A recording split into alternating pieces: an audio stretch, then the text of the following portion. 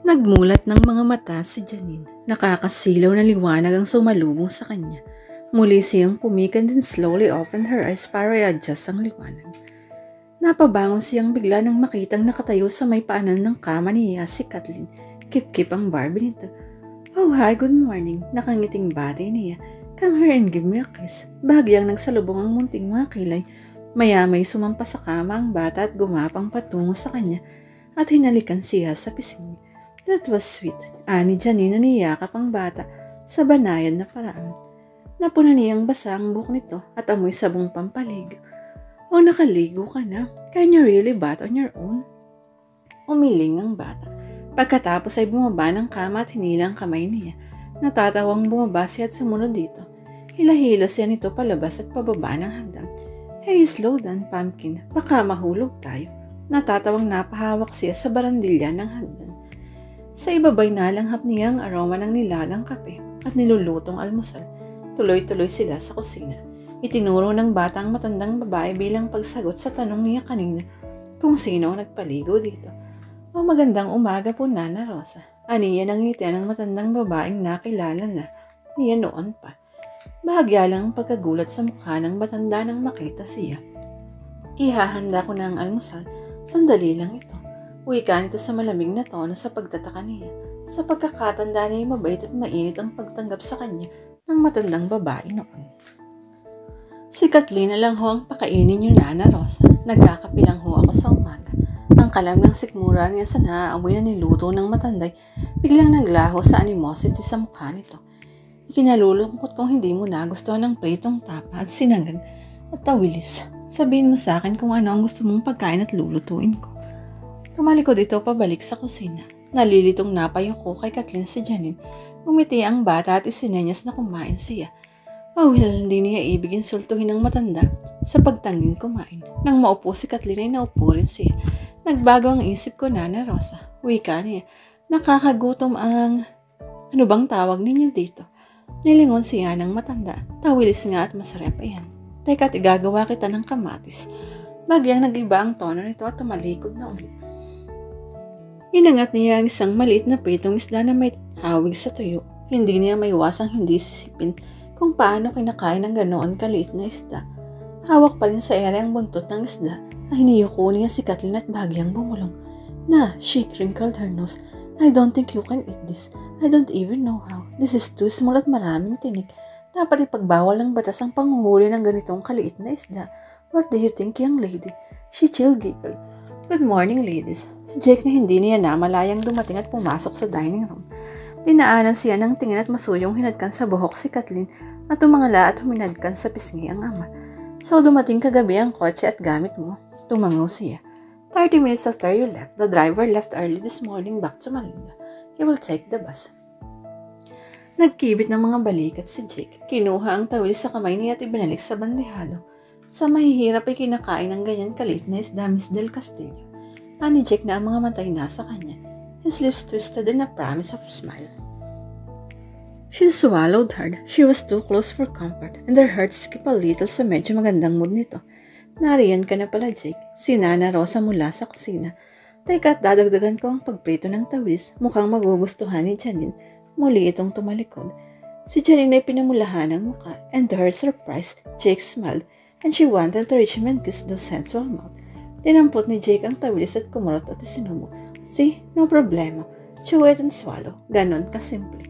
You rich people, hindi niyo alam kung ano ang masarap na pagkain." Patuloy nito at kinindatan ng anak na nakangisi. Hinila ang isang upuan at naupo. Tumaas ang kilay ng mapo ng suot niya. "Pajama. As far as I know, fashionable women wear sexy negligees." Nitangkad. Agad na nayuko ng dalaga ang sarili. Man lang napo nang nakapantulog pa rin siya. Totoong pajama ang suot niya, but it's made of satin at kahit papano yung nakabakas ron ang katawan niya. On-instinct ay tinas niya sa dibdib ang mga braso. "Oh, don't worry about virtues." Patuloy ni Jake na tila nahuhula ng nasa isip niya. "May palagay akong wala nang natitira pa sa'yo." Sa pagkakataong ngayon ay tuluyang naglaho ang kaslap sa mga tanito at nahalinha ng galit. Nakmasi ang magbubuka ng bibig upang sagutin ng lalaki ng mapunang nakamata sa kanila sa Kathleen. "Excuse me." Aniya sa pigil na galit at tumayo at nagmamadaling lumabas ng dining room. Kailan ka pa naging bastos, Jake? Si Nana Rosa sa may bungad ng kusina sa dining room. Hindi nagbago ang ekspresyon ni Jake. Tumiimpang lalo ang mukha. Sinulya pa ng anak na sa inosenteng mga mata ay naroon ang tila akusasyon sa pagkakatitig sa kanya. He swore silently at tumayo. Hindi nagtagal ay si Kathleen na lang at si Nana Rosa ang nasa mesa. Huwag mong pansinin ang mga matatanda. Lalo na iyang daddy mo kung mainit ang ulo mula pa kahapon. Wika nito na naghintay ng maliliit na tapa. At inihalo sa kanin at inilagay sa harap ng bata. Kumain ka na. Mukhang kasundo mo sa Janine ha. Ngumiti ang bata at tumango. Pagkatapos ay dinampot ang kutsara at tinidor at nagsimulang kumain. Nang hapong iyon ay kasama ni Janine si Kathleen para dumalaw kay Consuelo. Nasa kabayanan ng dalawa nang biglang umangat mula sa upuan si Kathleen at tinanaw isang burger house. Ngumiti ang dalaga at hininto ang sasakyan ng mga kordero sa tabi. Gusto mong pumasok muna tayo sa burger house? Sunod-sunod na tango ang ginawa ng bata kasabay ng kislap ng mga mata. You're the boss. Ibinalik niya ang kotse sa burger house at ipinarada sa harapan. Mahigit sa kalahating oras ang dalawa sa burger house pagkatapos ay bumalik na sa parking lot. Kasalukuyang binubuksan ni Janine ang kotse niya ng isang owner jeep ang pumurada sa tabi nila at bumaba ang isang lalaki na tinawag si Kathleen. Nahinto sa pagbubukas ng kotse si Janine at nilingon ng lalaki. Bahagya lang siyang nagulat nang makilala ito, si Almario Cañas. Kathleen, bati nito sa bata bagamat kay Janine nakatuon ng mga mata. Si Kathleen ay mabilis na humawak sa kamay ng dalaga at nagtago sa likod niya. I'm seeing you again, her Janine. Si Almario na lumapat ang pagkakangiti. Dinala ko sa burger house si Kathleen, Mr. Cañas. Al na lang, Janine, patuloy ng lalaki pagkatapos ay nagsalubong ang mga kilay. Kasalukuyan ka bang nagbabakasyon sa mga kordero? Ganun nga, Al. Katunayan itutuloy kami ngayon ni Kathleen sa lola niya. Nilingon ng bata na halos isubsubang mukha sa likuran ng dalaga. Ngayon ko lang nalaman na may kakilala si Carla na kasing ganda mo. Umikot ang mga mata ni Janine sa gasgas na compliment. Natawa ang lalaki. Hindi ako nagbibiro. And Carla was a dear friend at ikinalulungkot ko ang nangyari sa kanya. Sinabayan ito ng buntong hininga. Sinulyapan si Kathleen sa likod ni Janine. Poor girl, maagang nawala ng iyan. Yun din ang naiisip ko. Sunod-sunod ang trahedya sa pamilya Cordero. Sagot ni Janine. Isang malakas na busina ang nagpabaling sa kanila sa daan at nagulat pa ang dalaga nang biglang tumakbo ang bata pa sa lubong. Kathleen, tawag niya at akmang hahabol. Subalit nakahinga ng maluwag nang makitang pick-up ni Jake ang pumarada sa tabing daan. Bumaba ito at sinalubong ang anak at kinarga. Hello Jake, si Almario nang umiti at binati ang bagong dating. Isang malamig na tangulang ang sinagot nito at ang mga matay kay Janine nakatuon. Hindi mo dapat pinabayaang tumakbo ng ganon si Kathleen. Wika nito na tila siya katulong na pinabayaan ng bata. Paano kung hindi akong dumating at nasa gasaan ng bata? Hindi tatakbo si Kathleen kung hindi ikaw ang dumating, Jake. Si Al bago pa makapagbuka ng bibig si Janine. No big deal. Hindi pinansin ni Jake ang sinabi nito at patuloy ang matim ng pagtingin kay Janine. Tumawag ako sa ospital at nagpapalabas ang mama ngayon.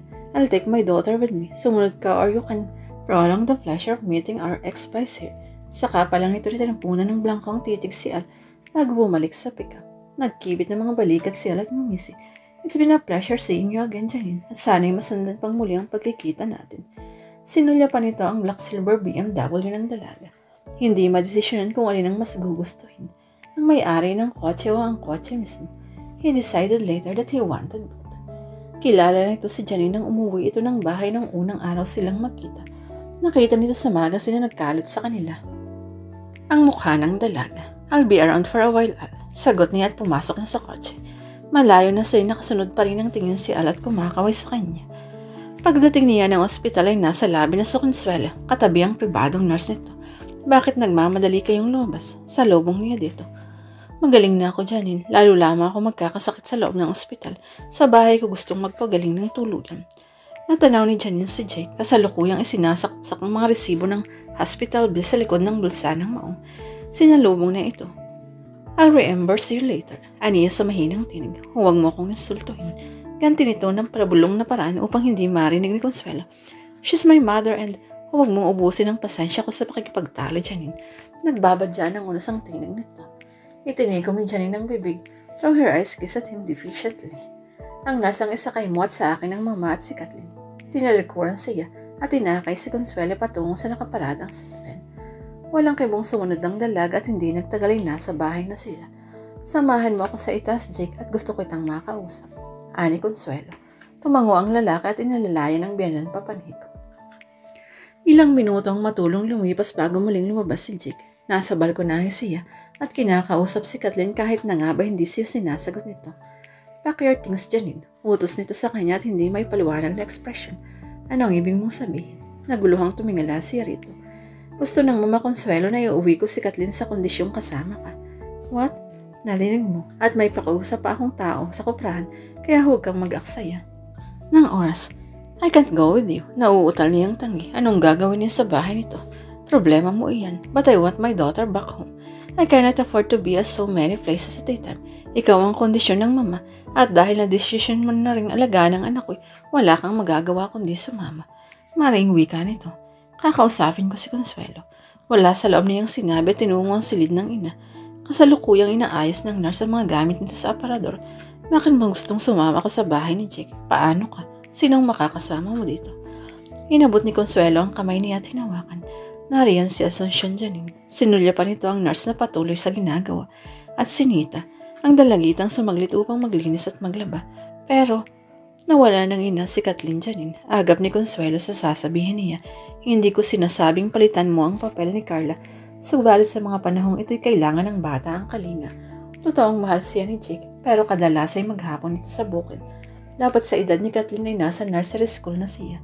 Nakikiusap ako. Hanggang sa panahong kaya ko na uling alagaan ang apo ko. Hindi alam ni Janine ang sasagot doon. May isa pang dahilan kung bakit hindi niya gustong sumama kay Jake sa bahay nito. Isusog ba niya ang sarili sa apoy? Alam kong hindi ito ang buhay mo, Janine. And I'm really very sorry sa mga kahilingan kong ito. I know I am being unfair. Umiling siya.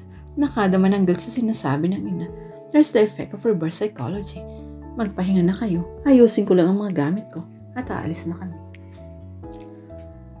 2:00 ng madaling araw ng magising siya. Naninibago marahil sa estrangherong silid. She tried to go back to sleep pero ayaw na siyang dalawin ng antok. Bumangon at sumilip sa nakabukas na bintana. Madilim pa sa labas subalit may pangako ng liwanag ang likod ng mga bundok. Lumabas siya at maingat na isinara ang pinto. Ni hindi nagbukas ng ilaw. Umaba ng hagdan at sinikap na huwag makagawa ng kahit na anong ingay na maaaring ikagising ng mga kasambahay. Sa pamamagitan ng malamlam na ilaw sa labas, ay nakarating siya sa kusina. Kinapa ang ilaw doon at binuhay. Nang magliwanag ang paligid, ay hinanap ng mga taang percolator. Nilagyan ng tubig at isinalang sa kalan para sa kape. Then she stood there watching the blue flame absent-mindedly, as if being hypnotized by the blue fire from the stove. Tama bang pinagbigyan niya si Consuelo sa kahilingan nito? She wasn't even sure kung tama ang ginawa niyang pagbabalik muli sa lugar na ito. Is the reconciliation with her mother worth the heartaches?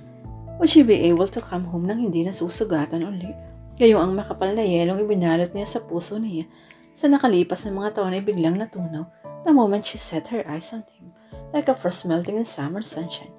At gaano kalalim ang sugat na lilikhain ni Jake sa puso niya sa pagkakataong ito. Would she be able to recover them? Hindi ba komportable ang silid na ibinigay ko sa iyo at nagising ka ng ganito kaaga? Napapiksi siya sa gulat nang marinig ang tinig ni Jake sa likuran. Kung hindi niya natakpan ang bibig ay baka napasigaw siya. Nakasandal ito sa hamba ng pinto. Walang suot kundi ang maong na hindi pa nakasnap ang hook at hindi pa man lang kumakalma ang dibdib niya sa gulat. Her foolish heart started to pound violently as she stared at the half-naked man who probably haven't had a meal sleep. Marunong ka palang mag-init ng tubig ha. Hindi siya nakatitiyak kung panunuya o amusement ang nasa tinig nito. She took a calm breath, tumalikod at binuksan ang cupboard at kumuha ng tas at platito. Kung gusto mong magkape, help yourself. She said in a strange voice, not looking at him. Damn him for invading her solitude. Hindi ako marunong magtimpla ng kape para sa ibang tayan. And you were right, sa social status lang kami magkatulad ni Ali. Because she's also a good cook, among other things. She said bitterly. Jake saw trembling fingers habang ibinababa niyang tas at platito sa mesa. And he cursed himself silently. To igniting that stove is pure common sense. Patuloy niya at humakbang pabalik sa cupboard. Binuksan ang drawer at kumuha raw ng kutsarita. Muli siyang napapiglat sa biglang pagwhistle ng percolator. Damn her. Nagiging nervous weak siya sa harap ng lalaking ito. And she felt like bursting into tears right now.